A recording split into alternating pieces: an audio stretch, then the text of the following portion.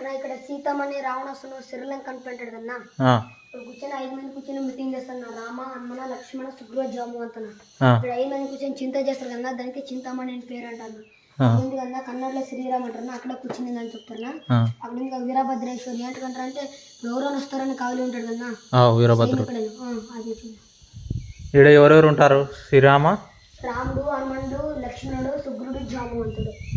వీళ్ళు ఇక్కడ ఏం చేస్తారు? 5 మంది కూర్చుని చింత చేస్తారు కదా, దానికి చింతామణి అని పేరు ఉంటుంది. అంటే ఎందుకు చింత చేస్తున్నారు వీళ్ళు?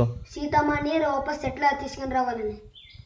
సీతమ్మ వారు లంకకు పోయినందుకు రివర్స్ ఎట్లా తీసుకురావాలా దేవతనని చింత చేస్తున్నందుకు దీనికి చింతామణి పేరు వచ్చింది ఫ్రెండ్స్.